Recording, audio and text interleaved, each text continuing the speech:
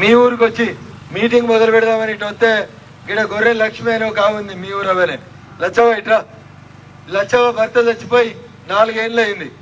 నేను మా దుబ్బాకెళ్ళి లేలే ఈ లచ్చవను ఇడికి మీదికి రాబా మీ ఊరు ఆమెనే ఏమే 4 ఏళ్ల కోలే భర్త చచ్చిపోయిండు 2000 పింఛన్ ఇవ్వమని వచ్చిన అధికారికల్లా దండం పెట్టి దరఖాస్తు పెడుతుంది లచ్చవ్వ.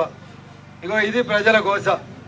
కేసీఆర్ గారు ఏం చెప్పారంటే రెండోసారి నేను గెలిస్తే 2018లో డిసెంబర్లో ఎలక్షన్లు అయిపోగానే నేను గెలిస్తే అందరికీ పింఛన్లు ఇస్తా 65 ఏళ్ళు కాదు 57 ఏళ్ళకే పింఛన్లు ఇస్తా భర్త చచ్చిపోయిన వాళ్ళకి ఇస్తా దివ్యాంగులకు ఇస్తా అందరికీ 2000 పింఛన్లు ఇస్తా అని చెప్పిండు. నమ్మింది లచ్చవ్వ. మొగడు పోయిన బాధ పక్కకు పెట్టింది పోయి కారు మీద దమ్మడ గుద్దింది. 4 ఏళ్ల కోలే కనబట్టోళ్ళ కల్లా దండం పెట్టి దరఖాస్తు ఇచ్చింది. కానీ ఇయ్యాలటి దాకా 2000 పింఛన్ రాలే లచ్చవ్వకి. నేను దోల్కరాలే లచ్చవ్వని ఇక్కడ మీటింగ్ ఉంటే దరఖాస్తు ఇస్తే పింఛన్ వస్తుందేమో అని వచ్చి బాధకు వచ్చి బిడ్డ పింఛన్ ఇస్తావా అని అడిగింది నన్ను. ఇగో ఇది లచ్చవ్వ పరిస్థితి. ఇట్లా మాదన్నపేట ఊర్లో అనేక మంది భర్త చనిపోయినటువంటి ఆడపడుచులు అనేక మంది 57 సంవత్సరాలు నిండిన వాళ్ళు పింఛన్ వస్తలేదని గోసపడుతున్నారు. సార్ మాత్రం కాళేశ్వరం పేరిట ఇంకో దాని పేరిట లక్షల రూపాయలు జమ చేసుకొని కేసీఆర్ సార్ మాత్రం ప్రజల నెత్తి మీద చెటగోపురం పెట్టే కార్యక్రమం పెడుతుండు. ఇసంటి వాళ్ళు ఊరుకాడ మాదన్నపేటలో వచ్చినట్టు ప్రతి ఊరుకాడ 3-4 వస్తున్నారు. ఎందుకు వస్తున్నారు వీళ్ళంతా అనుకుంటే కేసీఆర్ సార్ దోస్తులేమో అని మాకు అర్థమైంది. దీనికి కారణం ఏందని ఆలోచించినాం. తెలంగాణ వచ్చినప్పుడు 40 రూపాయలు ఉండే గింతంతుండే సీసా. ఇవాళ అప్పుడు ఆడాడ పోలీసు వాళ్ళు వస్తారన్న బాధకి సాటి కమ్మేటోళ్ళు ఇలా ఊర్లో మా అక్కాయ్యలని చెప్తారు. ఏ కిరాణా దుకాణంకి పోయినా ఆ కిరాణా దుకాణంలో పెద్ద సీసాలు చిన్న సీసాలు అమ్ముతారు. అప్పుడు 40కి అమ్మే ఆ సీసా ఇలా 240కి అమ్ముతారు. బాజాబ్తా కిరాణా దుకాణంకు లైసెన్స్ ఉందో లేదో నాకు తెలియదు కానీ ఈ సీసాలు అమ్మేందుకు మాత్రం బాజాబ్తా ప్రభుత్వమే లైసెన్స్ ఇచ్చి నడిపిస్తా ఉంది. ఈ సొంటల పరిస్థితి ఎట్లుంటది, గసొంటి మా అన్నల పరిస్థితి ఎట్లుంటది ఒక్కసారి ఆలోచించాలి. ఎందుకు రారు కేసీఆర్లు? ఊరుకు 4 కాదు 40 మంది వస్తారు. మనం వచ్చిన యాళ్ళు ఏంది పొద్దుకునే యాళ్ళ పొద్దంతా కష్టపడి వచ్చి పాపం ఈడాడ ఇంత కష్టం దాచుకుందామని మరిచిపోదామని ఆ కిరాణా దుకాణం పోతే వద్దంటే ఇవి కనబడతా ఉన్నాయి. చేసిన కష్టమంతా పొద్దంతా చేసిన కష్టమంతా ఆడికే పోతా ఉంది. సార్ ఇచ్చే 2000 పింఛను ఇచ్చేది 2000 కుడి చేత 2000 ఇస్తున్నాడు, ఎడమ చేత రోజు 250 రూపాయలు గుంజుతున్నాడు. నెలకు ఎంత పోతుంది? 5000 పోతుంది. రోజుకో క్వార్టర్ కొంటే 240 రూపాయలు. నెల రోజులు రోజుకో క్వార్టర్ కొంటే ఎంత పోతుందో ఒకసారి ఆలోచించురు. ఇగో ఇది పరిస్థితి. ఎవరైనా జర తక్కువ దాచుకొని తాగితే 2 రోజులకు ఒకటి 3 రోజులకు పోయినా కానీ ఇచ్చిన పింఛన్ కంటే ఎక్కువ ఉల్టా వాపస్ తీసుకుంటున్నాడు కేసీఆర్. ఎందుకు వేసిన ఓట్లు? ఎందుకోసం కొట్లాడినాం? తెలంగాణ కోసం. తెలంగాణ వస్తే మా బతుకులు మారుతాయి అనుకున్నాం. తెలంగాణ వస్తే మాకు ఉద్యోగాలు వస్తాయి అనుకున్నాం. తెలంగాణ వస్తే వ్యవసాయదారుల పరిస్థితి మారుతుంది అనుకున్నాం. కేసీఆర్ ముచ్చట చెప్పిండు, అందరు వ్యవసాయం చేయండి, నేను కూడా పెద్ద రైతును, బాగా వ్యవసాయం చేస్తాను, ఆలుగడ్డలు బెండకాయలు వంకాయలు క్యాప్సికం పండితే బాగా వస్తాయి పైసలు అన్నాడు. తాత ఒక ఆయన అడిగిండు ఎన్ని పైసలు వస్తాయి సార్ అని. 1 కోటి రూపాయలు వస్తాయి వ్యవసాయం చేస్తే ఎకరానికి అని చెప్పిండు. వస్తున్నాయా మాదన్నపేటలో? వస్తున్నాయి ఎకరానికి వ్యవసాయం చేస్తే 1 కోటి రూపాయలు వద్దా? ముసలవ్వ మెడల మాసం బంగారం ఎందుకు లేదో ఒక్కసారి ఆలోచించాలి. వ్యవసాయం చేస్తే ఎకరానికి 1 కోటి రూపాయలు వస్తే గడ నిలిచిన మా అక్క చెల్లెళ్ళ మెడల మాసం బంగారం ఎందుకు ఉంటలేదో ఒక్కసారి ఆలోచించాలి. మనకెందుకు వస్తలేవు 1 కోటి రూపాయలు? కేసీఆర్కి ఎందుకు వస్తున్నాయి 1 కోటి రూపాయలు? వ్యవసాయం చేస్తే ఒకసారి చూడాలి. ఉద్యోగం రాలే, పింఛన్ రాలే, డబుల్ బెడ్రూమ్ రాలే, 3 ఎకరాల భూమి రాలే. ఏమొచ్చింది మరి?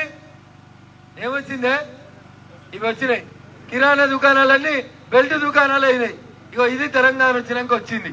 చదువుకున్నటువంటి పిల్లగాళ్ళు ఉద్యోగాలు వస్తాయని ఆశపడితే నా కొడుకు కానిస్టేబుల్, టీచరో, కండక్టరో ఇంకో ఉద్యోగం వస్తే నెలకు 50,000 జీతం వస్తుంది అనుకుంటే జీతం పక్కన పెట్టు, జీతం లేదు, పింఛన్ లేదు. ఏమొచ్చింది అంటే గట్టిగా మాట్లాడితే పోలీసులు మాత్రం వస్తున్నారు, ఏమనంటే కేసులు మాత్రం పెట్టే పరిస్థితి వచ్చింది. తెలంగాణలో ఎవరు మాట్లాడితే వాళ్ళ మీద కేసులు, ఒక మాట ఎక్కువ మాట్లాడితే ఇంకో కేసు అవుతుంది. టీఆర్ఎస్ పార్టీ వాళ్ళు వస్తే ఎవరు మాట్లాడదు, అందరం గప్చిప్పు ఉండాలి, చెప్పింది వినాలి. వేరే పార్టీల మీద మాత్రం కేసులు పెట్టాలి. ఈ రకమైనటువంటి రాచరికపు వ్యవస్థని కేసీఆర్ గారు తీసుకొస్తా ఉన్నారు. ఆయన ఏమనుకుంటుండంటే ఎవరు మాట్లాడతలేరు కదా, ఏ టీవీ చూపెడతలేదు కదా, అన్ని టీవీలు నేను చెప్పినే చూపెడుతుంది కదా, అన్ని పేపర్లు నేను రాసినే రాస్తున్నాయి కదా అనుకుంటుండు. సారు నివురు కప్పిన నిప్పులు ఎక్కుంది, వాతావరణం నీకు అర్థమైతలేదు. అప్పటిదాకా దుబ్బాకల కంటే ముందు ఏడ బై ఎలక్షన్ అయినా బావ ఇట్లాంటి గెలిచిరు, బామ్మర్దివా ఇట్లాంటి గెలిచిరు. కానీ మా దుబ్బాకోళ్ళకి పింఛన్ రాలే, రోడ్డు రాలే, డబుల్ బెడ్రూమ్ రాలే, దవాఖానా రాలే అని మండి కర్రు కాల్చి వాత పెడితే ఒక్కసారి టీఆర్ఎస్ పార్టీని భూమి మీదకి తీసుకొచ్చింది మా దుబ్బాక నియోజకవర్గం. ఆడికేళ్ళి మొదలైంది పంచాయతీ, ఆడికేళ్ళి మొదలైంది. ఆ తర్వాత ఏమైందో మీరు చూసిరు. ఈటల రాజేందర్ బొమ్మల లేక పొగబెట్టి ఇంట్లోకి వెళ్ళగొట్టిరు. ఆడ బీసీలకి పాలనకి అవకాశం లేకుండా చేసి రాజేందర్ గారిని బయటికి పంపించిండు. హుజురాబాద్ ఎలక్షన్లు వచ్చినాయి. ఏం చేసిండు సారు? ఇంటికి 10 లక్షలు పంపిండు. ఎన్ని పంపించిండు? 10 లక్షలు పంపించిండు. ఫోన్లో మెసేజ్ పెట్టిండు, తెలుగులో పెట్టిండు, హిందీలో పెట్టిండు, ఇంగ్లీష్లో కూడా మెసేజ్ పెట్టిండు. వారి నీకు 10 లక్షలు ఇచ్చినా నాకే ఓటేయమని అడిగిరు. వేసిరా హుజురాబాద్ వాళ్ళు? వేసిరా హుజురాబాద్ వాళ్ళు? కారుకు లొట్టలు పడేటట్టు కొట్టిరు. తీసుకునేటప్పుడు తీసుకురు 10 లక్షలు, ఎందుకంటే అవి మరే పైసలు కాబట్టి తీసుకురు. ఎవరు గెలిచిరు?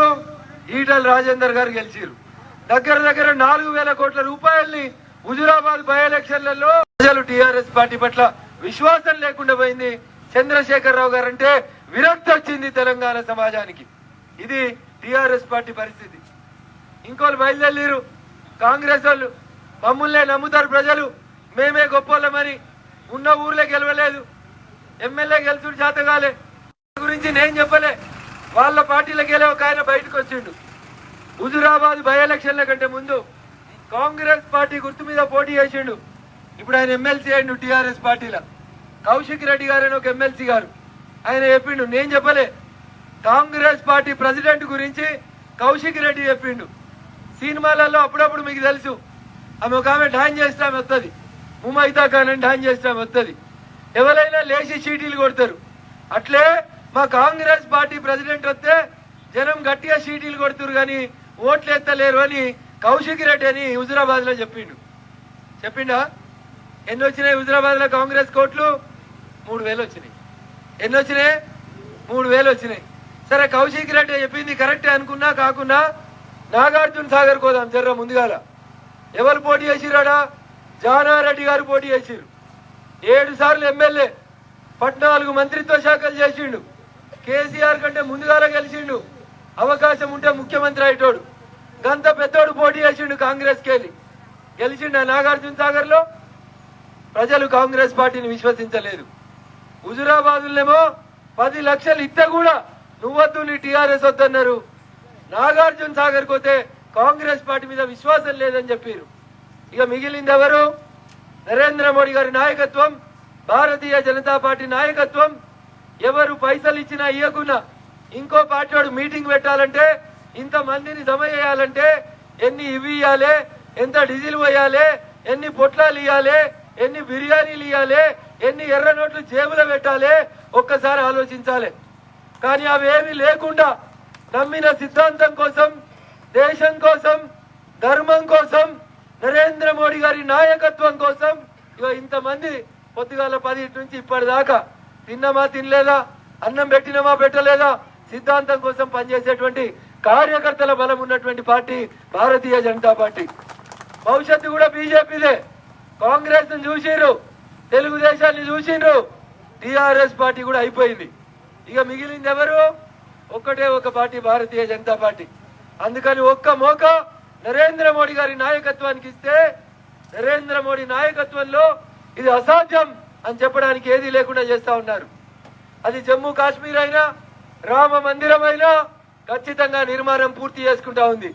నేను అన్న ప్రకాష్ రెడ్డి గారికి ఒక విజ్ఞప్తి. నేను నరసంపేటకు వచ్చినప్పుడు ముందుగా 2 రోజులు నెక్కొండలు ఉంచిరు. నన్ను నెక్కొండలో రైల్వే స్టేషన్ పక్కనే పడుకోబెట్టిరు. మాకు సిద్దిపేటలో దుబ్బాకలోకి రైలు రాలేదు, మాకు అలవాటు లేదు. కానీ మీరు అదృష్టవంతులు. నేను మా దుబ్బాకలకు మాట ఇచ్చిన ప్రతి బూత్ కమిటీ అధ్యక్షుడిని, ప్రతి బూత్ నుంచి ఒక 5 కార్యకర్తల్ని 2 ప్రత్యేకమైన రైళ్లు వేసి అయోధ్యలో రామ మందిరానికి దసరా పండుగ వెళ్ళాక తీసుకుపోతా అని చెప్పిన. నేనైతే సికింద్రాబాద్కో నాంపల్లికో పోవాలి, కానీ మా ప్రకాష్ రెడ్డి గారికి పక్కనే ఉంది నెక్కొండ రైల్వే స్టేషన్ పోయి ఒక రైలు మొత్తం బుక్ చేసుకొని మా నరసంపేట నియోజకవర్గంకి వెళ్ళి కూడా ఊరికి 10 మందిని తీసుకుపోయి రామ మందిరాన్ని చూపించుకొని రావాలని నేను ప్రకాష్ అన్నను విజ్ఞప్తి చేస్తా ఉన్నా. ఎందుకంటే చాలా మంది చాలా మాట్లాడారు, బీజేపీ వాళ్ళకు రామ మందిరం అంటే ఓట్లు వచ్చినప్పుడే మాట్లాడతారు, బీజేపీ రామ మందిరం కడుతుందా అని అడిగారు అడగలేదన్న. మనలో కూడా చాలా మందికి డౌట్ ఉండే రామ మందిరాన్ని మేము చూస్తామా అని అనుకున్నారు. ఈడికెళ్ళి కూడా నరసంపేటకెళ్ళి కూడా కరసేవకు పోయొచ్చారు, కొంతమంది దెబ్బలు తిన్నారు, కేసులలో ఇరుక్కున్నారు, కష్టపడి కరసేవ చేసుకొని వచ్చిన వాళ్ళు ఉన్నారు. ఇలా మనందరి కళ ఎవరి వల్ల సాధ్యమవుతుంది? ఎవరి వల్ల సాధ్యమవుతుంది? తాగి ఫామ్ హౌస్ లో పడుకునే ముఖ్యమంత్రితోటి కాదు. రోజుకి 24 గంటలు ఉంటే రోజుకి 18 గంటలు పనిచేసి గరీబోని కోసమే పనిచేసి ఈ దేశం కోసం పనిచేసేటువంటి నాయకుడు నరేంద్ర మోడీ. అట్లాంటి నాయకుడి నాయకత్వంలో మనమందరం పనిచేస్తా ఉన్నాం. అందుకని భయపడకుండ్రి. బీజేపీకి 119 మంది లేరు, 119 మంది పోరగాళ్ళు కిందే ఉన్నారు. బీజేపీ బలం, బీజేపీ కార్యకర్తలు. కాబట్టి ఎవరో రావాలి ఎవరో వస్తారు కాదు, బీజేపీలో ఉన్న నాయకులు ఒక్కొక్కరు నేనే నరేంద్ర మోడీ అనుకొని పనిచేస్తే భారతీయ జనతా పార్టీ అధికారంలోకి వస్తుంది. రాష్ట్ర రామాయణం అంటున్నది. అన్న ఏం చేస్తుండంటే తమ్మి మొన్న అంత వానలు పడ్డాయి, పొలాలకి అంత రాళ్ల వాన వచ్చింది, నష్టమైంది, చెరువులు గుంటలు తెగిపోయినాయి, మేము నాటేద్దాం అనుకునే కంటే ముందే నష్టమైంది, గాలి వాన ఓ దిక్కు, రాళ్ల వాన ఓ దిక్కు, అకాల వర్షాలు ఇంకో దిక్కు వచ్చి రైతులకు నష్టం జరుగుతుంది అని రైతన్నలు బాధపడుతుంటే కేంద్ర ప్రభుత్వం నరేంద్ర మోడీ గారి నాయకత్వంలో ఫసలు బీమా అనే కార్యక్రమాన్ని తీసుకొచ్చింది. ఇన్సూరెన్స్ కట్టుకోండి, రైతులకు ఏమైనా గిట్లే నష్టం అయితే మేము పైసలు ఇస్తామని చెప్తే కేసీఆర్ సార్ చెప్పిండు ఎవ్వరికి ఏమి ఇచ్చేది లేదు, అన్ని పైసలు కిరాణా దుకాణాలకే పోవాలి, పొద్దుగాల కిరాణా దుకాణానికి పైసలు పోవాలి, పొద్దుకి వెనకకెళ్ళి కౌంటర్లకి వెళ్ళి ఇతనికి రావాలి. ఇది తప్ప నా రాష్ట్రంలో ఇంకోటి ఉండదని అనుకున్నాడు సారు. ఏందది? ఏం చేస్తాడే సారు? ఈ టైం అయిందంటే ఇక 4 దోస్తుల్ని కూర్చోబెట్టుకొని మంచిగా కొబ్బరి బొండాలు తెచ్చుకొని ముచ్చట పెడతాడు. ఏం చేద్దాం? రేపు ఎలక్షన్లు వస్తున్నాయి, ప్రజలు మనల్ని నమ్మేటట్లేరు. మాదన్నపేటలో ఒక్క డబుల్ బెడ్రూమ్ ఇవ్వకపోతే అవగాడ చూడు అక్క తాటిపత్రి కప్పుకుంది.